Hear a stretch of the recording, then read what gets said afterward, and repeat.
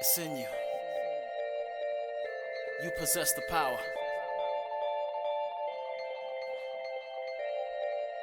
Just go hard. I need some motivation. Every day I try a little harder, but my dedication. Keep my head way, way above the water. Crowding myself when I yell at the wall. Begging to run, but I needed to crawl. I see the finish line up ahead, trying to get traction from all of this tread. I am a king, I am a queen. I am more than the people can see. I am strong when I'm needing to be. Vulnerability's nothing to me. You can try, but I'm unshakable. My successes is never debatable. I'm chameleon, I'm so interchangeable. Here's to you and all that you are capable. You gotta go hard, better get it. You gotta go hard, better get it. You better go hard, better get it. Better get it. You gotta go hard, better get it. You gotta go hard, better get it. You gotta go hard, better get it. Better get it. You gotta go hard, better get it. You gotta go hard, better get it. You better go hard, better get it. Better get it. You gotta go hard, better get it. You gotta go hard, better get it. You gotta go hard, better get it. Better get it. I can do all things through Christ who strengthens me.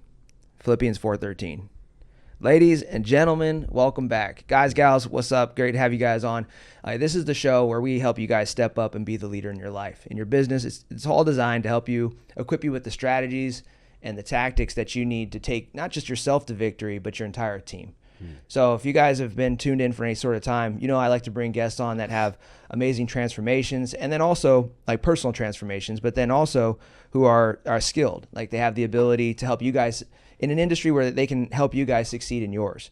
So today's guest, I'm really excited and honored to actually be sitting here with this man today. He's a pastor, multiple seven-figure entrepreneur, and he's stepping out and really sharing his message about inspiring people to lead by faith, live by faith, pursue their growth.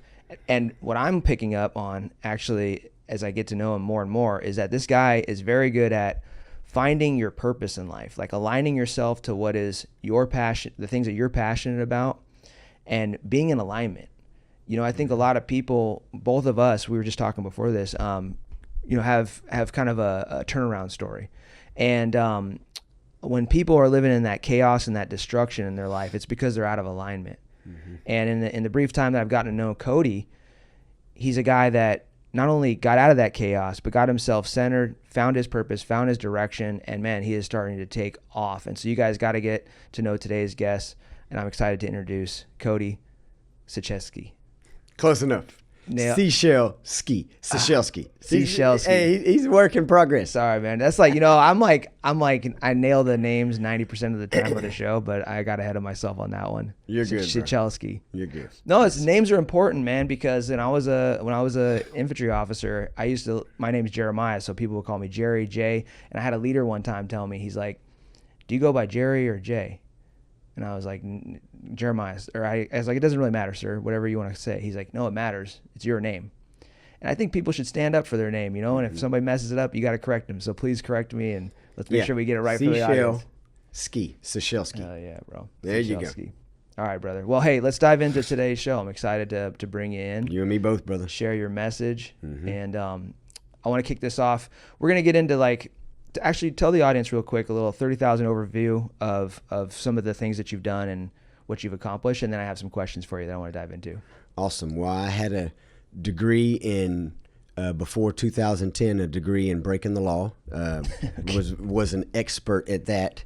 And then in 2010 is when I went to prison, not for the first, not for the second, not for the third time. But when I went that third time, I gave my life to the Lord. That was around September 2010, somewhere around that time frame, because I know I got locked up a day after my birthday, which was August 7th, 2010. So I say right around like 40 days after that was when I gave my life to the Lord, somewhere around September 2010. Don't know the exact date. And then I know I was baptized November 6th, 2010. So those dates are like time periods are super important for me. But from that moment forward, I just dedicated my life in prison. I did go to college while I was in there, dedicated my life to my faith, learning about myself, learning about God, self-discovery, self-identity. And I just made a commitment that when I was in prison, I was going to get out and be successful and do something with my life. Because I remember waking up one morning, looking in the mirror and saying to myself, if you don't get out of this place, you're going to die. And I said that to myself because I believe God said that to me. That was in prison or when you got out? You said In that? prison. Yeah. In prison. I woke up one morning after I had given my life to the Lord, and I just remember looking in the mirror because I had got a letter from my mom that was telling me about my son that was being raised by somebody else while I was in prison. And I remember after reading that letter, I looked in the mirror, and I believe the Lord spoke to me, if you don't change your life, you're going to die in this place. Damn. And I spent so many years of my life in anger toward my dad and toward people that I felt like, gave me the short end of the stick, however, blaming everybody but myself. Yeah. And so I just made the decision that I'm going to do something with my life. And stuck to that, got out of prison, started my journey of being me in the world without being high. Yeah. And so that was a journey in itself. I tell people I didn't even know how to use a debit card because prior to that, all I used was cash. So I never had a bank account, didn't know what a debit card was. I don't even know if I ever wrote a check. How old were you? At that time, I was 28, going on 29 years old, bro. 28, 29, didn't know how to use a credit card. Didn't even know how to use a credit card, bro. Wow. Never had one in my life. Never had a bank account. Yeah. None of that stuff. Yeah, I remember going to the bank and opening up an account because I needed one to try to get a vehicle. And when I went to there to open up the account, the lady gave me a debit card, and I'm like, "What is this?" And now you manage multi-million-dollar Yeah. projects, property development projects. I mean, in commercial specifically. So to shed a little bit of light on some of the work Yep. that you do now. Yep. So from that journey of discovering myself in the world, I ended up working for a basically like an electrical contractor, and I worked with and he did electrical contract work, but he also did like remodel work, and so working with him kind of gave me the insight into the construction industry. And from that, I just started learning, growing, observing. At that time, I was just a helper. Yeah. But I was hungry. And so I was always asking questions and watching and learning and seeing how he talked to customers. And I always liked to talk to people. Yeah, you were studying though. Absolutely. So I was just absorbing my environment. You know what I mean? Sometimes that's the best thing you can do when you're around successful people, is just be quiet and watch. 100%, man. You know, like I had somebody ask me just the other day, what would you ask this person? I probably wouldn't ask them nothing. I'd watch. Oh. I would watch and listen. And then if I have a question, I'm going to ask. But Right. I would listen more than I would be talking. Right. So I just watched and observed all the time. And so through that process, working with him, then I started doing side jobs on my own because I figured out real quick being a helper wasn't going to produce the income that I wanted, because I was making more money in the streets than I was working for someone else, you know. And as I stated before, there's nothing wrong with working for someone else. I just figured out real quick on the path that I was on, it wasn't going to work out. You saw a bigger opportunity. So I saw more opportunity, started doing side jobs, and I figured out real quick I can do this. And the moment I decided to do it, I knew I would succeed. Tell some of the projects that you've done. So guys, when you guys are listening to the story, to Cody's story here, there's a couple of things I want you to pay attention to. Maybe some of you guys are looking to invest into, commercial properties, or you want to get into property development, but all you guys want to succeed. Every single one of you guys wants to succeed at a higher level. So that's really what we're going to talk about today is, I want us to pull out the success code that has helped Cody transform his life and take it to another level. So that way you guys can take your lives to the next level. All right. It doesn't matter where you're at. If you're starting out or if you're doing multiple 7 or 8, 9 figures, this is going to be beneficial to every single one of you guys. You fasted for 40 days. Mm-hmm. Is that true? Oh, yeah. You guys hear that? Didn't eat. There's a dry fast, right? So water only. Is that what it was? Yep. It was liquids only. I did juices and stuff like that. There was a couple times throughout that time period that I did like a broth. Yeah. But it was liquids only. 40 days of, first off, it's 40 days of fasting. That's obviously like superhuman. Mm-hmm. It puts you into a category of your own. Mm-hmm. Not a lot of people do that. I think Kevin Gates has done close to that. Yep. But not very many people have done 40 days of fasting. Oh, yeah. And then on top of that, most people can't even do 40 days of simple thing consistently. You know what I'm saying? So it requires an elite level amount of discipline and focus. Can you just shed some light on the 40 days of fasting, like why you did it and what inspired you to stay committed that long to help us all get that mindset to see something through that's so difficult. Yeah, I'm looking up this picture. Yeah, let's see I it. can show you, bro. So why 40 days? It's a very specific amount of time. It was, how did I look this thing up? I just showed it to her yesterday. Select. Anyway, I'll find it in a minute. Yeah, take your time. See if you can find it, Ariana. It's under February 2016. But 40 days because that was the amount of time that Jesus fasted in the Bible. So it says that before he started his ministry, he fasted for 40 days and 40 nights. Yeah, you're good. And because he fasted for 40 days and 40 nights, and I read his story, and I'm a believer, of course, but I was attracted to his results from his ministry. So I said, if he did this before he started his ministry, and at that time I wasn't thinking about doing ministry, I just was thinking about doing his work, because we think of ministry sometimes as, like just preaching behind a pulpit. Well, ministry is so much more than that. Ministry is about helping people, whether it's behind a pulpit, whether it's in the marketplace, whether it's in the streets, whether it's in a place like this. Ministry is about meeting the needs of other people. So leadership. It's leadership 101. Leadership is another word for ministry, right? So when I read the story in the Bible about Jesus fasting for 40 days and 40 nights, I said, if he can do it, I can do it, because it's no longer I that live, but Christ lives in me. So I made the decision, my wife and I together. Not only did I do it, my wife did too. Wow. Yeah. So we did it together. And during that time, I felt like I found, like when you were a child. You got to the other side. Yeah. Like when you were a child, you believed that you could do anything. Yeah. You could be anybody. Yeah. You find that child within, faith like a child. That's what the scripture says. You find that child within on a journey like that. Because it's during that process that you're no longer dependent on food. You're now dependent on the source and the power within you. Like, you truly understand that you as an individual, as a human being,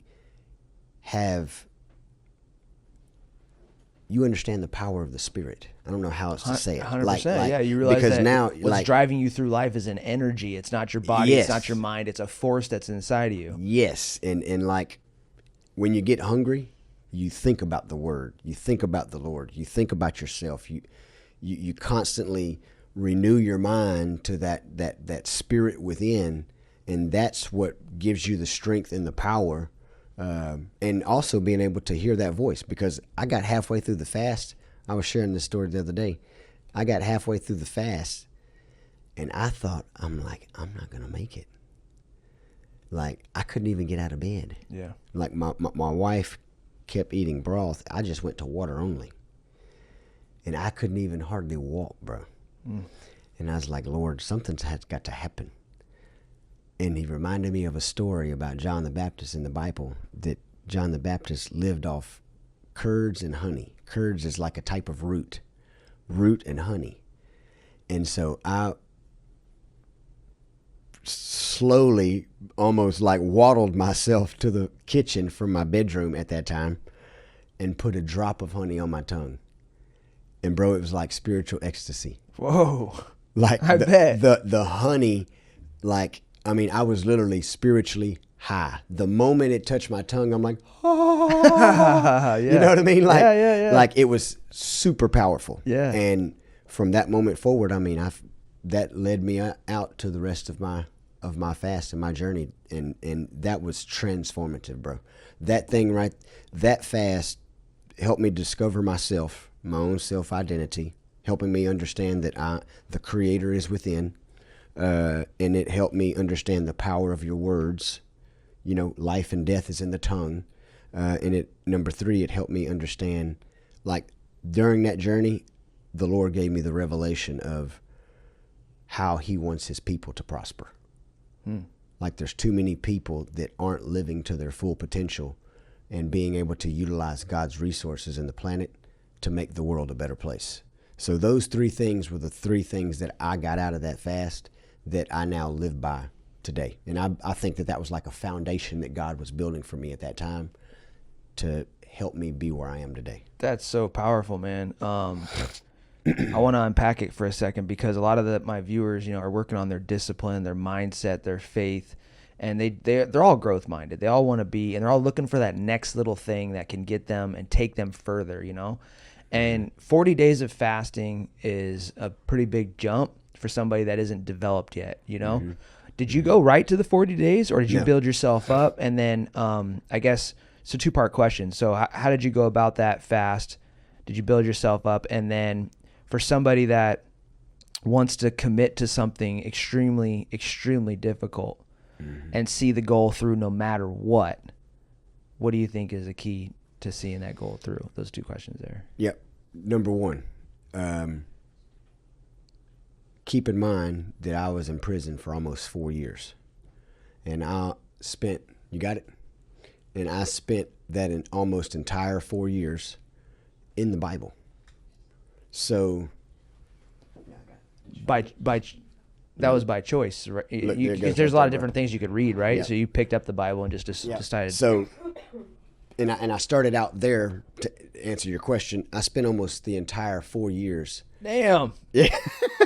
Guys, he is shredded. Yes. So I don't know if you guys can see that. You can zoom it in. Yeah, maybe you guys can zoom in on that. Yeah.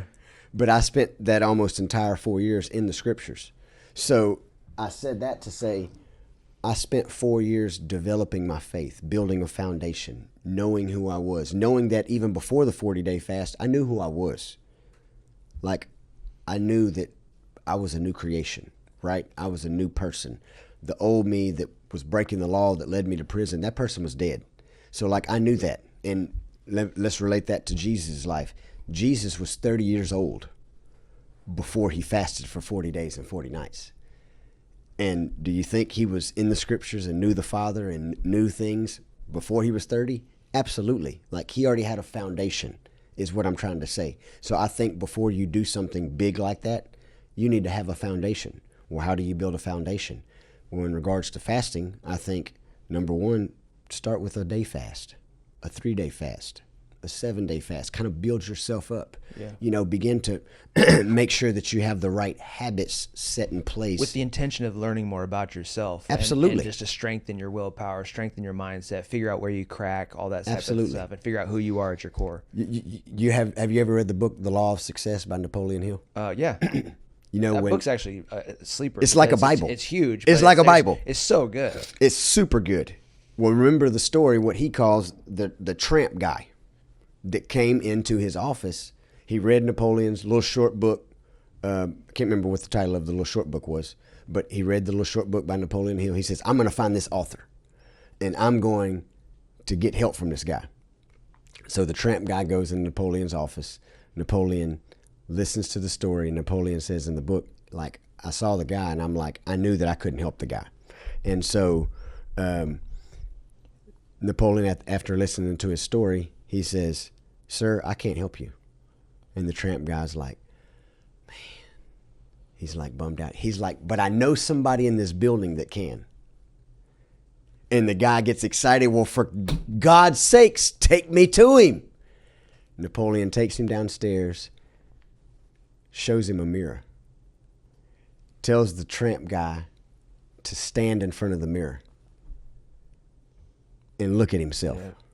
And Napoleon tells the guy, I've just introduced you to the only man who can help you rediscover yourself.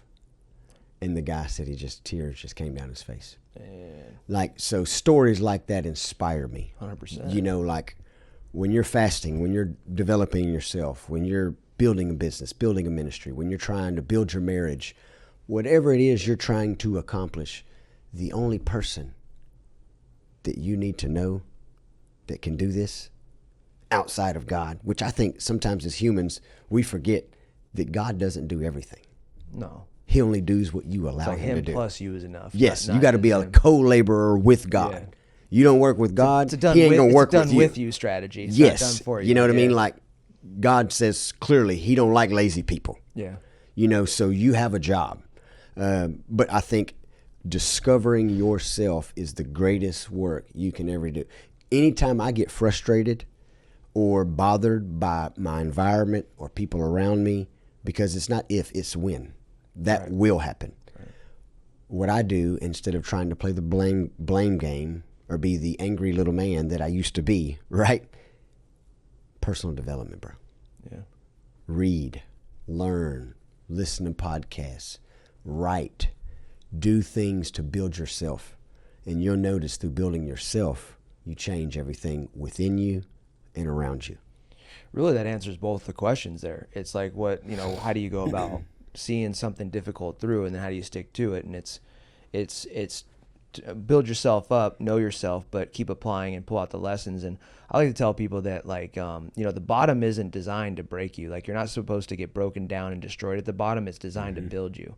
And for you, prison was that bottom for you. For me, I went through it too. I came military deployments, came back, suicidal, drinking, gun to my head. And it was like in those dark times, nobody's around, nobody's there. I was in a prison, but I wasn't in prison. Mental prison. Oh, mental. And I was I was isolated. I isolated myself from everybody, wife, friends, everybody, withdrawing massively from everything. And I was just living by myself in this little tiny apartment. This apartment on a blow up mattress. And, and it was just it was close to 3 years of just complete solitude, building brick by brick by brick in those really dark times. And I learned more about myself in that 3-year time period than any other period of my life, because it was massive isolation, massive pain. But in those dark times, like I said, they're there to build you up. Absolutely. Powerful stuff, guys. So I want to challenge you guys all to take Cody's 40-day fast as a personal challenge to yourself. You don't need to do 40 days, but how are you doing? How are you challenging yourself to know yourself? Like, I'm doing a fast today. I've the most I've done is I did 3 days, 72 hours. I've done that was it once or twice, and then I did a couple of 48s, and now I do them pretty regularly for 24 or 36 hours. And they're super good for your body too, bro. Oh, I feel so good. It's like changing your oil in your car. Yeah. That's the way, one of the ways. I don't mean to interrupt, No, but you're good. I want to inject this. One of the revelations the Lord gave me one time, anybody who's into health and wellness, they've heard of a detox, Yeah. right? A fasting is a spiritual detox that has physical benefits. How many vehicles do you know? We're not talking about electric cars now. We're talking about just regular gasoline and oil vehicles. How many vehicles do you know that can make it long term without changing their oil? Yeah. Zero. Yeah, and it's not even oil that's in us. It's just like some other bullshit too that's You bogging got what us I'm down. saying? It's like we got that residual diesel in our Fasting is like you know, changing your oil. 100%. It's you literally get more energy Yeah. when you fast than less. The main thing though is you guys do something like this, like whether it's fasting or anything. I do my Suffering Saturday challenges, but you just need to be pushing yourself to discover your internal drivers, to discover yourself. That's what this is all about. Mm-hmm. And if you don't have a clear why going into a fast or something like that, I've seen people quit at 12 hours. I've seen people quit at 18 hours. So you got to be purpose driven for it. For me, it was spiritual. I'm like, I'm going to go in and I'm going to discover something about myself. And then today, like my fasts are more just like I get rid of food. Like I'll do some caffeine. Like I got a sugar-free thing down here. But point is you guys need to be challenging yourself on a regular basis to stay. It keeps you out of complacency. It keeps you connected to your faith. It makes you a better human being, and it prepares you for the hard times that are ahead. That's right.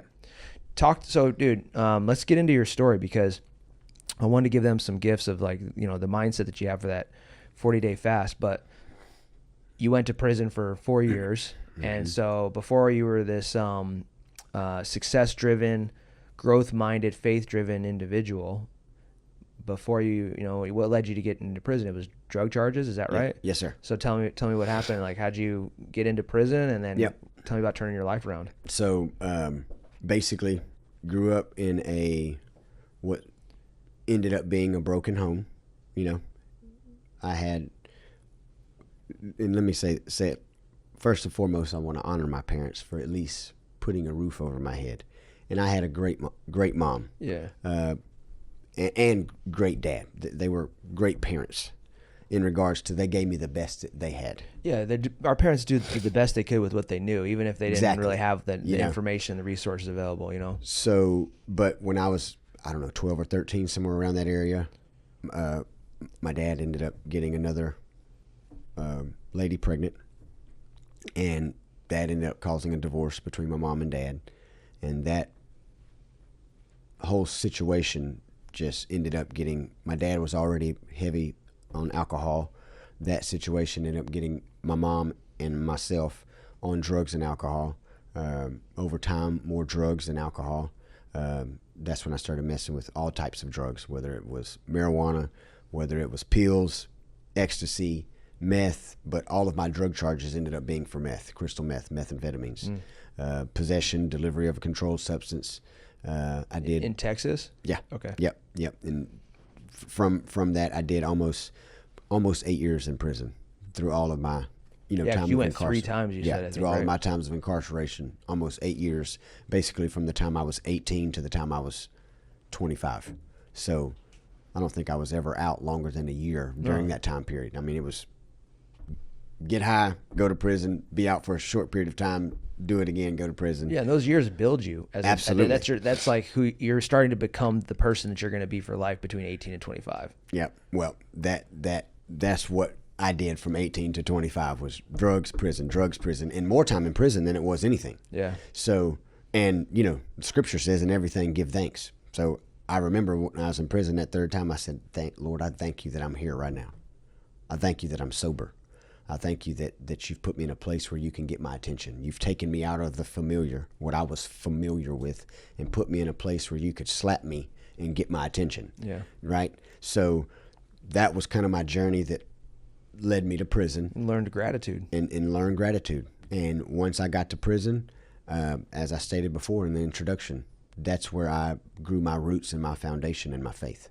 What made you, you said that you had that turnaround moment looking in the mirror and you just like, it was your son. You said you got a call that he was being raised by somebody else, and that's what really made the switch go off inside of you? No, I had a few kind of defining moments. Okay. The first moment, I was in Huntsville, Texas at basically they have what they call like entry units. Right? Like you go to this unit, a transfer unit, entry transfer unit. You go to this unit, and then that unit will house you there for a period of time before they send you to other long-term units. And when I was at that entry unit, I remember a guy came to me, looked like everything but a Christian. He was bald head, white guy, tattoos.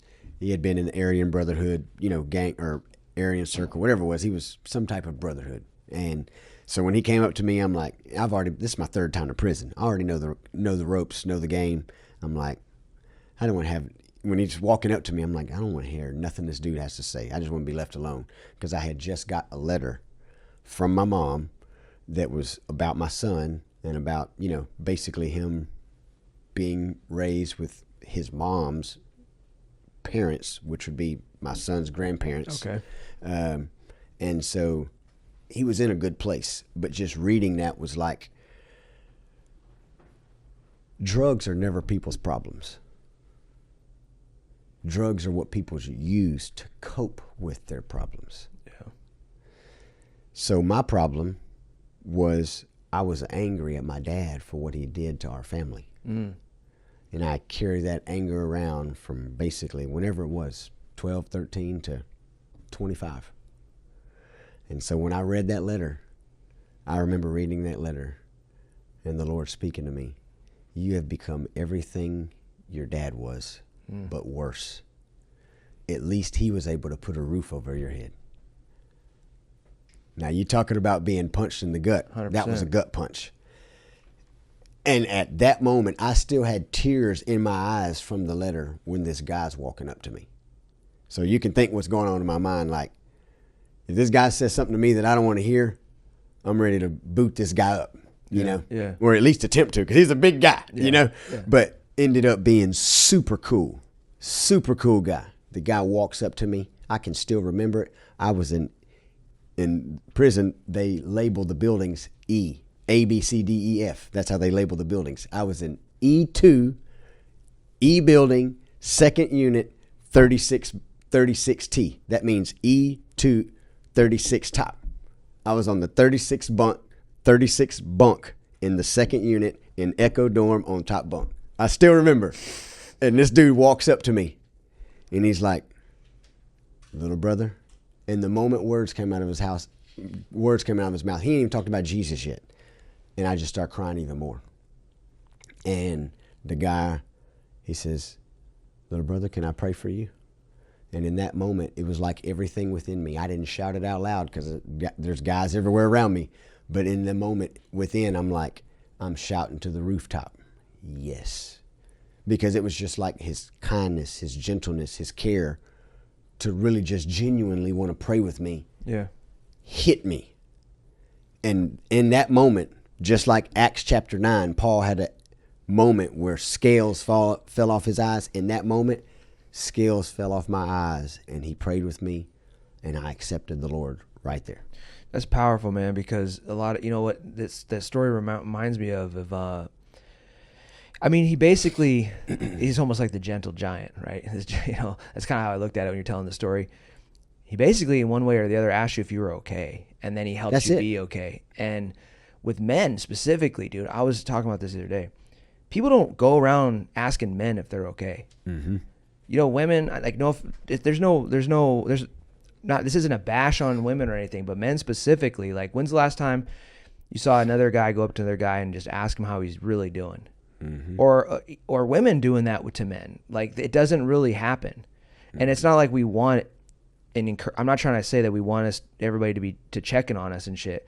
But but I'm trying to say is that, like, it's not a thing that happens a lot for a guy. Mm-hmm. I remember I was in my early 20s. I got back from Iraq and I sat in front of the chaplain and they made us do it. The military was making us go and talk to the chaplain as we redeployed back from Iraq. And I had been overseas in Iraq for 15 months. And I mean, that deployment changed my whole life, you know. We had an officer that was killed. I was away from home. I was young. I sit down in front of this chaplain, and as part of, it was like an assembly line. It was kind of disgusting the way we had it set up because they had all us soldiers go file through, talk to the chaplain to check a block on a piece of paperwork to make sure that we were good to go to redeploy. You know, it felt like an assembly line. Like, nobody really gave a shit. We just had to go through this process to go see the chaplain and tell him and let him know that you're okay so that you can go to the next step and we can integrate you back into society. Mm-hmm. So I sit down from the chaplain and, you know, I'm kind of just being my normal self and pretending like everything's fine. Most guys do this. They bottle everything up and they act like everything is fine. And I sat down. It was just me and that chaplain. I looked her in the face and she was like, "How you doing?" And I was like, "I'm doing fine, ma'am." She's like, "No, really. How are you?" Mm-hmm. And when she said it like that and looked me in the eyes, I broke down in tears. Gotcha. And I just fell apart. And the messed up part was that I was bawling my face out. And I shoved my tears down and I looked her in the face and I said, "I'm good. Would you mark off my paperwork?" And she marked it off, and I took the next step for redeployment. And if she hadn't marked that paperwork off, they would have put you through a whole, probably like a rehab thing, right, where you're going to go to behavioral therapy and stuff like that. But the point I'm trying to say is that this person that came into your life, he like really cared, and he showed you what caring for another person, what that's like. And he helped kind of set you free, essentially. Absolutely.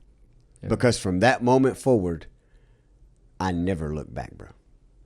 From that moment forward, I never thought or never entertained the thought about getting high, breaking the law, being a womanizer, being violent, any of that. I mean, it just, I tell people so many times, if you've never had an encounter, you're missing out, bro. Yeah. Like something needs to happen. I don't know if you need to be broken. I don't know if you need to get desperate. I don't know what has to exactly happen. What do you think is the key to transformation? Do you think that a person has to be broken in order to transform and change? I definitely think people have to go through forms of suffering and pain, because, I mean, you can't give birth to nothing new without pain. Yeah. So, I mean, that's, even if you don't believe in the Bible, that's facts. You know, we were brought into this world as human beings through a woman in pain, through the pain of childbearing. Yeah. So to give birth to something new, which that's what transformation is. The word transformation comes from the Greek word metamorphosis. So metamorphosis is like a caterpillar going into a cocoon, coming out as a butterfly. So you can't give birth and become something beautiful that can fly without going into your cocoon of pain and suffering and discovering yourself. And that does not mean you need to live a lifestyle of pain. Don't ever confuse a moment of pain to a lifestyle of glory. There's a difference. You know, don't have a lifestyle of pain and misery and hurt and brokenness. And that's what we were experiencing before that lady spoke to you, before that guy spoke to me. It was a lifestyle of pain, prison, hurt, brokenness, anger, violence. Of course, you may be high in the moment, right? But when all that stuff runs off and you're by yourself, you're hurting. Oh yeah. You're broken inside. I couldn't sit by myself. Right? That's how bad you know, it was. When you're filling that bottle, Yeah. you're feeling great. Yeah. Then that stuff runs off. When everybody else runs away and the party's over, you're broken. Yeah. Once you set the bottle down, you're reintroduced to yourself. So that's what I'm saying. There's a difference between when you're suffering and having pain for transformation, Yeah. and you're suffering and having pain to get results that keep you hurt and broken. Yeah. You see the difference? 100%. Like, it's almost like working out. Working out, you've got to experience the pain of growth before you can actually see the results. How have you seen the pain of change in business? How have you, like, what are some of the growing pains that you had to go? Because we're talking about personal transformation, right? And we're talking about if a person wants to take themselves from hustler to CEO, which that like help some people with that. Mm-hmm. Like, it's like you got the grind, bro, but you don't really see yourself as a leader. You can't really delegate. You can't really set up your whole team so that the company grows without you. You're still in the weeds with shit. Mm-hmm. And they have to kill that version of them to become the CEO. Mm-hmm. And so just in your own life and your own experience and things that you've seen, how have you seen, what are some of the growing pains that you've had to go through in business to create transformation in your life? I'm going to say this, and it may not sound like a growing pain, but they definitely feel like them because of the fear that I think you have to overcome. This is what I mean. So when I started prospering in my business, my clients began to change, and I started seeing this pattern.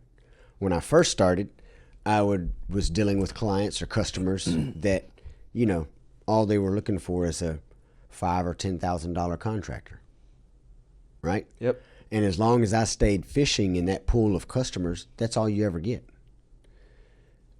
But you have to let go of those customers in order to get the bigger customers. Because as long as you stay in this pool of customers, they take up all your time. So I said, I'm going to let go of the $10,000 customer and I'm going to go find the $100,000 customer. But in that process of shifting from this customer to this customer, it affects your revenue. And revenue is psychological. But you got to understand the shift. That's the process of transformation. You've got to let go. I heard, if anybody remembers Bob Proctor. Yeah.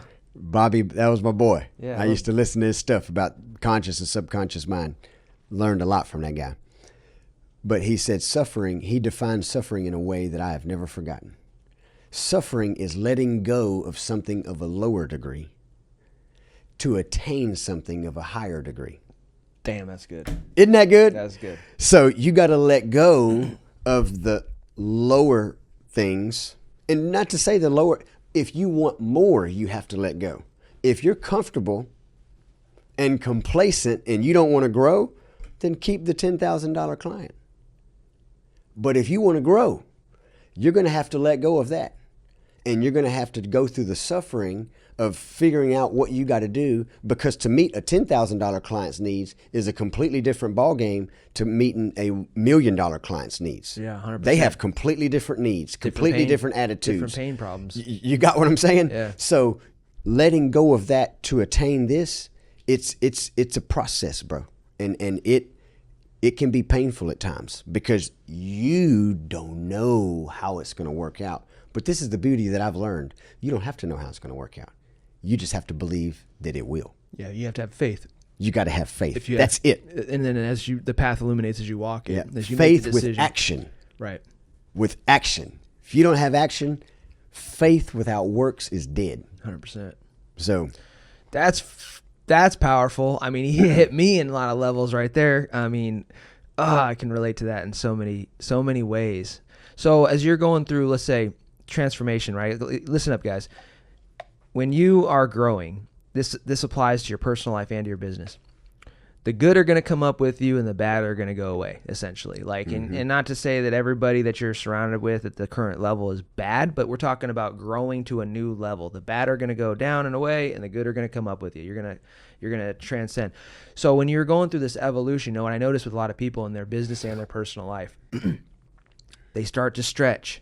Maybe their marriage, maybe their business, maybe their friends, their family, and they start to stretch, and it's like a rubber band, man, and it just gets tighter and tighter and tighter and tighter, and they think they want to keep growing, but they get to a point where they're like, I can't figure out why the hell everything hurts so much. Why am I having problems with my wife? Why am I having problems with my clients? Why am I having problems with all this level that I was at before? And they forget that they've continuously accelerated and grown to this spot. So what they do is they start kind of going back down and being like, oh, I'm sorry, babe, I'm sorry, blah, blah, blah. They won't hold the line with their growth, or I'm sorry, whatever it is. They come back to that lower level. Yeah.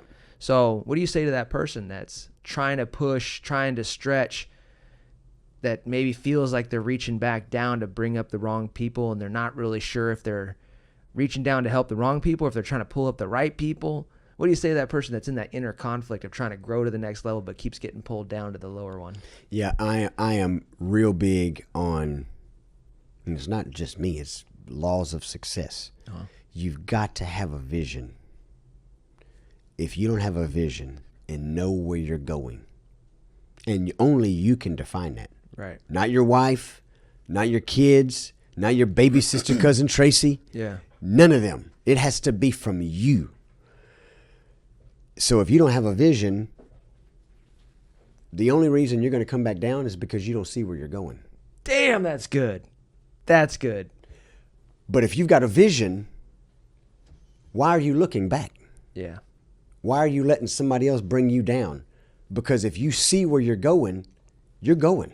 100%. And whoever's coming with you, they're either going to come up to your game, they're going to follow you, follow your leadership, 100%. Or you're going to come back down. It's that simple. You know, like, I think success has rules and laws that are so simple, bro. Like, you have to be taught how not to believe them in order not to believe them. Like, literally. Yeah. And that's why there's an adversary out there. He will teach you how not to believe. But once you are taught how to believe, it's so simple.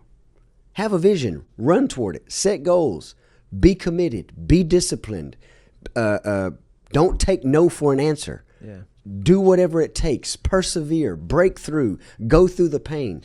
These are simple laws of life, you know? Yeah. It reminds me, what you're saying at that upper level when you're growing is you gotta recommit and relock into your vision every step of the way, and trust that by following that path that the right people are going to step up with you. You can't like try to bring them up. Nope. You have to let them move themselves up to your level. And honestly, the more work you do at that level and take yourself higher, the more likely that the people behind you that are coming up, the more likely they'll be to snap up and come with you. Because if you turn around and you start helping them and try to convince them, it's actually going to stunt them from feeling. It's going to stop them from feeling the pain of you stretching, and it's going to make them want to stay where they're at versus rise up and make the decision to change. Yeah, Absolutely, dude, that's so good. Absolutely. I want to get into some tactical stuff with business, because we talked faith, we talked transformation, we talked about discipline, mindset, a lot of success related stuff. I want to learn more about your business and help somebody maybe take advantage of an opportunity in the market that you're in. So I'm just going to create well, let's do it like this. What do you see from your lens, like in your industry? What do you see as the biggest opportunity right now? What are you most passionate about currently in your industry? Well, I think back to the 40-day fast, that has really tapped me into creativity. So I'm real big into innovation. I think I'm still discovering that and building that foundation within myself. But I said that part to say what I see in the construction and real estate industry is innovation and technology. There's going to be a massive and rapid change. I mean, look at the things we're beginning to see now, from AI. Oh, dude, I saw. Sorry to interrupt. I saw a whole city in an apartment complex in, I don't know what country it was, or it might have been China. But it was like they put a whole city in one apartment complex. They don't even have to leave. Anyways, keep going. Yeah. So like AI, technology, from whether it's real estate developments, construction projects, utilizing AI for architectural drawings, engineer drawings, estimates, proposals, whatever it is. I mean, AI and technology is going to rapidly impact not just the construction industry, every industry, and AI is one of those things you put in, what you put in is what you get out. Like, I know that there are concerns about what AI can do, but remember, we are in control of AI. We control it. It does not control us. We can control it. But AI and technology and then innovation. What I mean by innovation, if anybody who's ever listened to some of my other material, I'm real big into flying cars. I think flying cars is going to be one of the next things that is going to really revolutionize travel. I mean, you've already got people driving in cars. Henry Ford started that. You've already got people flying everywhere in airplanes. One day I was driving in Houston traffic. Everybody been in a metropolitan city where there's traffic, you know what I'm talking about. I'm driving in traffic and I see an airplane flying. And I'm thinking to myself, what if I had a car that could do that? Yeah. How much faster could I get to my job sites? Yeah. How much faster could I get, to another podcast? How much faster could I get across the nation? How much faster could I get across the city? How much faster could I get to the next city? So everything that you've seen ever since it's, specifically America has been founded, has been accelerated, whatever that is. Whether that's driving, whether that's flying, it's all about accelerating. I mean, so what's your go ahead. Every phone that you see, it's about how can I do this faster? How can I upgrade to make it faster? So I see, big commercial type buildings, and I think it will end up going into, I know eventually it'll end up going into where people can fly from their homes to their office, from their homes to the grocery store, from their homes to the school. They'll be able to literally fly from building to building to do whatever it is they're doing, rather than driving. So I think that innovation and technology together will begin to transform real estate, construction, and how we travel and how we do life. I mean, think about that. Think about if you could literally fly from your house to your office. Yeah, I mean, I think you're talking about just building up, and vertically, just building up. So is that your role in the vision that you see? Is like your piece of the pie is you see where things are going. We're going to have these high rises. We're going to be able to move vertically and horizontally at the same time. And your piece of that puzzle is contributing to the innovation. Like basically, in other words, building out commercial properties that facilitate this vision of the future that you have. Yep. And right? even being part of the flying car industry, where I bring these two worlds together, kind of like Elon Musk did rockets and electric cars. Yeah. Two different worlds, but they're really accomplishing the same purpose. You got what I'm saying? Yeah. So I think the flying car industry and construction and real estate, it's going to mold together. And it's going to make life more pleasurable. I think it's going to make it safer. There are less accidents in the air than there are on the ground. So Yeah, percentage I mean, wise. just a bunch of things to brainstorm and think about. But I think I know it will be the next new thing. So what type of projects do you want to do more of right now? Right now, I want to do more commercial and custom homes.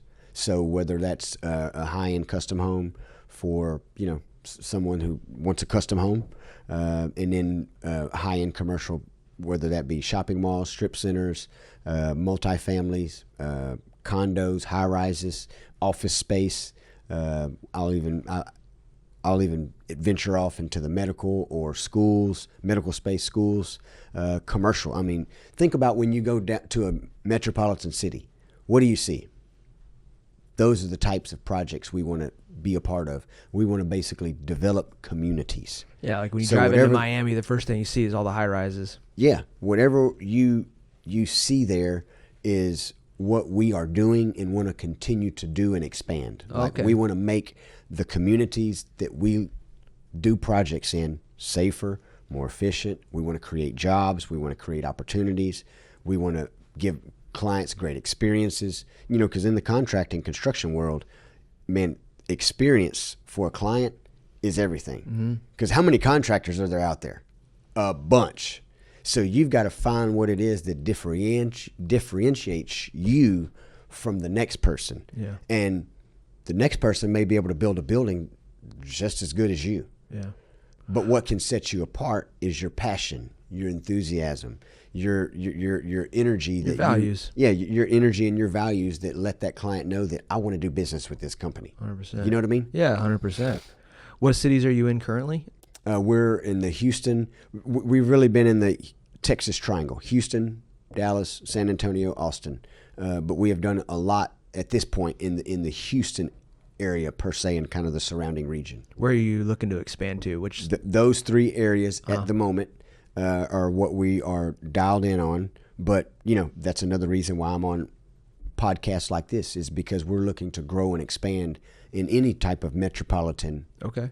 city. So you would come out to Florida or Absolutely. Massachusetts or anywhere. Yeah. You don't have any state that you would turn down right at first glance. No, absolutely. I mean, of course, the project has to make sense and Sure. be big enough and make the numbers work for us and the client. But right? geographically, it's not a no. No, Nice. nope.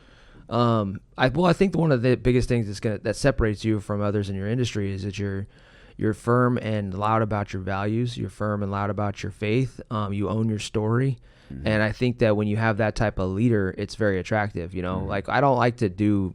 I heard one time that if you meet a guy that doesn't have a dark side, he's not worth trusting.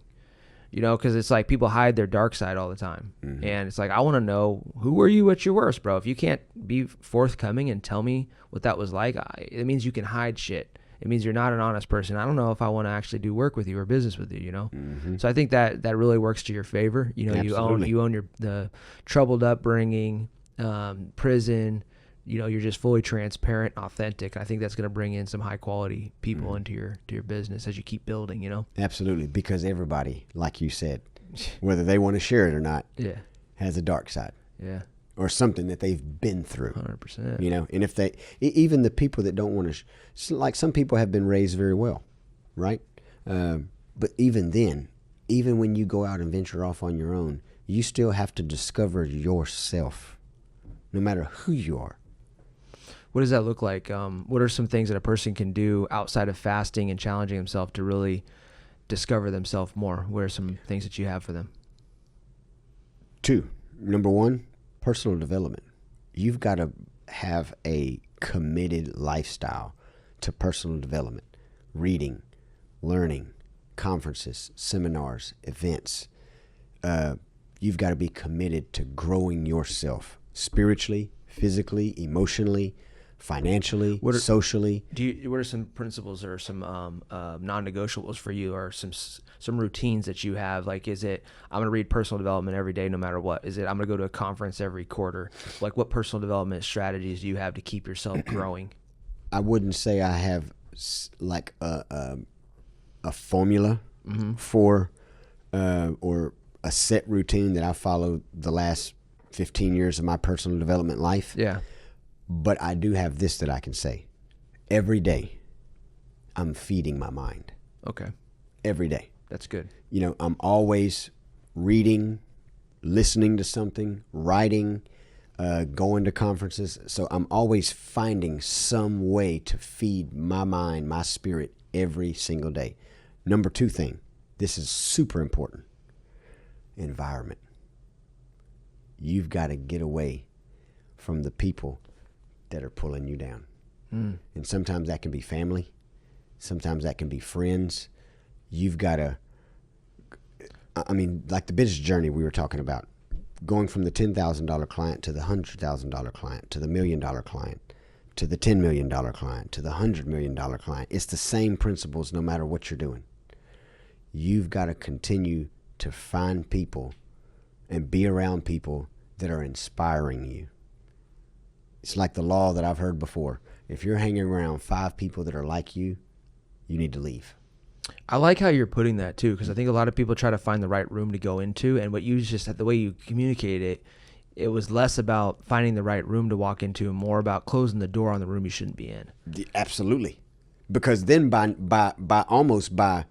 law, by nature, when you shut that door, the only thing that can happen when you shut one door is another one's going to have to open. If you're in a growth mindset. Right. You know, if you shut a door and you're not in a growth mindset, you're just going to be lonely and isolated, right?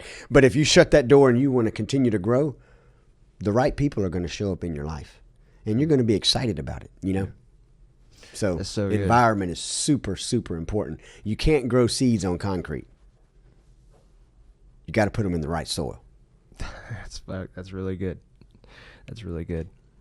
Let me see what I want to hit on before we wrap this up. You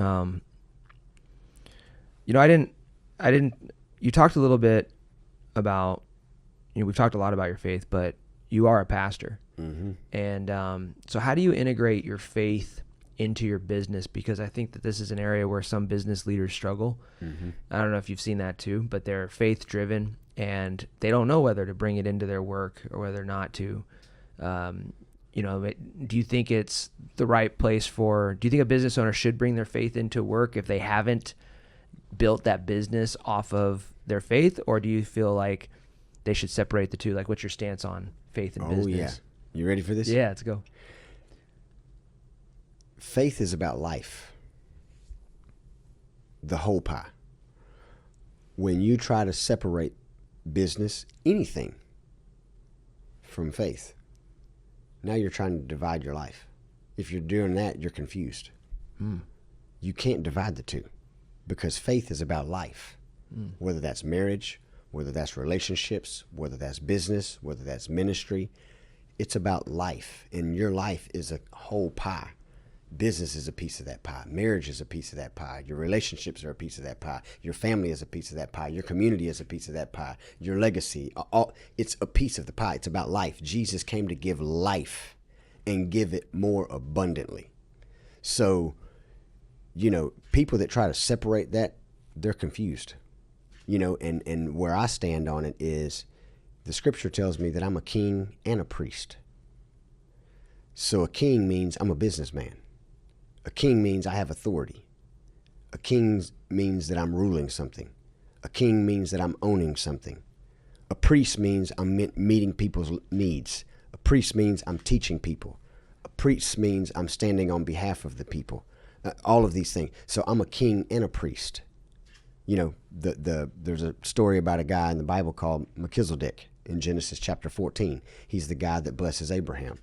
Then in the book of Hebrews, Melchizedek is mentioned again, and it says that Jesus came in the order of Melchizedek. So many people, even believers included, don't understand or get that revelation of who is Melchizedek, because whoever Melchizedek is who Jesus is, because Jesus came in the order of Melchizedek.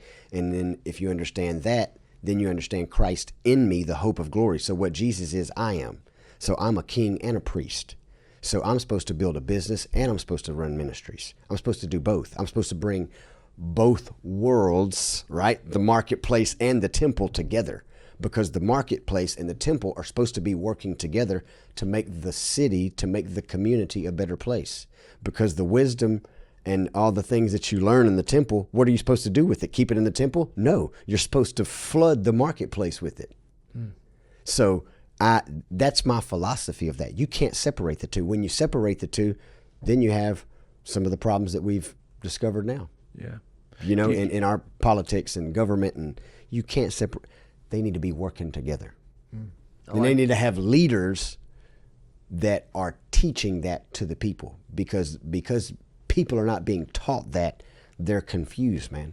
And they're trying to separate what God says should be one. I feel like your team, if I haven't met your team, like who's around you and all that yet. But I feel like if I were to meet them, I would have, like if I walked a week alongside you, I would see people that were extremely loyal, vision focused, mission focused, and about it, you know? Mm-hmm. And then it would be very polarizing. Like people would either be with you or they'd be like, nah, fuck that guy. Is that kind of right? Is that accurate? Yeah, that is very accurate, bro. That's one thing I've learned about values is I'm very outspoken. And people know my values in regards to whether that's, and I'm not that Christian guy or that believer that runs around and tells people what to believe or what not to believe. Mm-hmm. I don't do that. No, you just plant your flag. I don't want to be judgmental, but I still speak the truth. Sure. And it's not just what I believe to be the truth, it's what I know to be the truth. So everybody has to find out the truth for themselves, just like I did. But I also am that person that I have very strong values in the sense that I have boundaries. And if you cross these boundaries, then me and you can't work together. And I mean, I'll give you an example. And I said this the other day, like, I love my mom, but my mom and I work together. And several years ago, I told her, I said, Mom, if you don't change this, we won't work together. Yeah. And in the moment, that cut her to the heart. And later, it was humorous. She said, who do you think you are? You can't fire your mom. I mean, but I meant what I said. Yeah. And she now thanks me. Yeah, for holding a standard. Holding her accountable. Right. You know what I mean? Not letting her pull me down, but instead setting the standard and the boundary that this is where we're going. And in order for us to get there, you got to change this so that you can come up here. What advice do you have to somebody that wants to hold their team to a higher standard and is having a hard time and not getting through to them? Mm-hmm. So I'm thinking of people that struggle with all sorts of different things in their company. Sometimes they're business owners and they're very health oriented and focused, and their team's not health oriented and focused. They have certain people that are just like slipping on that area. Mm-hmm. There's other types of leaders, like where they're growing the company and it's not health related. It's more of just productivity related. But to anybody that is a leader who wants their team to step up and they're finding themselves exhausting themselves into that person and having a hard time creating change in that person, what advice do you give to that leader to create change in their team? A couple things that I'll highlight on briefly, quickly. Number one is you got to have clear job descriptions of what people are going to be doing. And then you need to hold people accountable to that. Like set the standard, like this is the description, this is your role, this is what the expectation is. And maybe you haven't done that in the past. Maybe you're trying to implement that now. So set the expectation, forget about what happened yesterday, last week, that's already over. Set the expectation and let's start talking about this every week. Every other week. Let's kind of, set things in place to set a new standard and then hold people accountable to that and have the difficult conversations if you have to, and help people understand that in order for us, and when you set the expectation, help people understand why. Like we're trying to go here.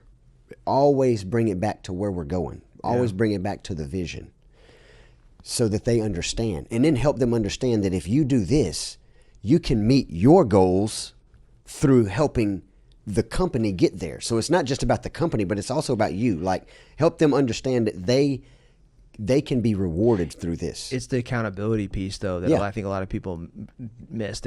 Accountability is not just telling your team to do something and then reminding them over and over and over again. Accountability is telling them what the standard is and then making them decide whether they're going to live up to it or they're not, and parting with them because they're not. Yeah. I think that's the piece that a lot of leaders struggle with. I have this person.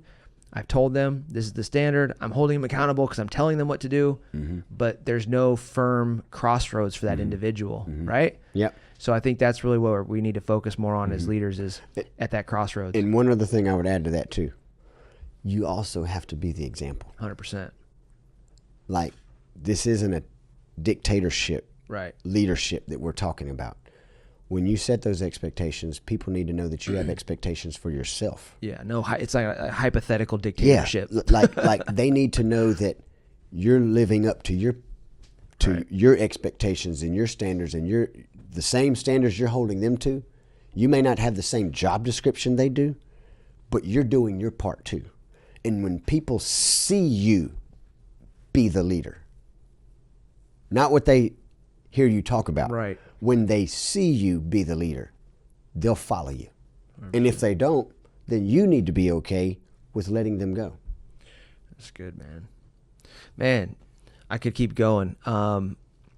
This has been so good. I think we just got a masterclass in not only faith and transformation, but in leadership as well, because I think we hit on the most important subjects that why leaders fail, and that's like not holding people accountable. I think that is one of the biggest things. They don't want to, and a lot of what really stood out to me in today's show was it's like pruning the leaves of the tree that you're growing, man. Like, you got to prune the tree, you got to enforce the standards, and if you don't, you're not going to grow into the leader that you've been designed by God to be. You know, that's what stood out to me a lot from today's show, man. So Absolutely. I want to say thank you.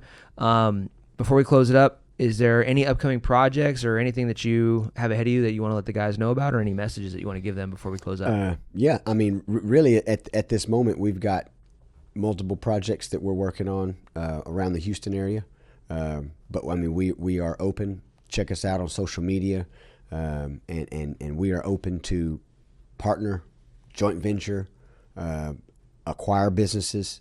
I mean, we're full throttle in the construction industry. So from anything, as we discussed on the podcast here, from commercial projects to custom homes to renovations, new construction, I mean, we're an open book. And like I said, in the M&A space as well, we're looking to create a construction portfolio in the construction industry so that we can accelerate the growth and really make a difference, you know, in the construction industry. Because we believe, and as everyone should believe and know, construction and real estate is an industry or industries that everybody on the planet is affected by. Whether it's the house you live in, the place you shop, place your kids go to school, everyone is affected by those industries. So the better we can make those industry, the better, you know, our world will be. Cody Sechelski on all Instagram, YouTube, Facebook, TikTok, X, LinkedIn. You can look us up. I mean, Spell it out real quick for the hand. Cody, Yep. Cody, Sechelski, Sechelski. Yeah, that's if you guys go to Instagram, you just put his first and last name in the handle. It'll pull right up, and you're saying it's the same pretty much across all platforms. Yes, sir. Yep. Right on, man. Well, Real simple, man. Hell yeah. Yep. Appreciate you coming in. I had a great time. And anything else before I close it up? Nope, that's it, brother. Guys, gals, man, fire episode. This is one that I want to go back and listen to over and over again. There's a lot here that I took away as far as, like, in my own life. Like, I just got to hold people even more accountable than I already do. But that's the thing with growth-seeking leaders, is they're always looking for that little next step that they can do to improve themselves. And I know that if I gained some takeaways out of today's show, I know you guys will too. And if that's the case, do me a solid and just share it with a friend. Just hit the share button, text it, email it, put it on your social media, whatever makes sense for you. But let's get Cody's message out there. He's got a great story, great purpose, and he's doing some great things for our country. So appreciate you guys. Until next time, be the leader. It's in you. You possess the power. Just go hard. I need some motivation. Every day I try a little harder, but my dedication Keep my head way, way above the water. Crowded myself when I yell at the wall. Begging to run, but I needed to crawl. I see the finish line up ahead, trying to get traction from all of this tread. I am a king, I am a queen, I am more than the people can see. I am strong when I'm needing to be. Vulnerability's nothing to me. You can try, but I'm unshakable. My successes is never debatable. I'm chameleon, I'm so interchangeable. Here's to you and all that you are capable. You gotta go hard, better get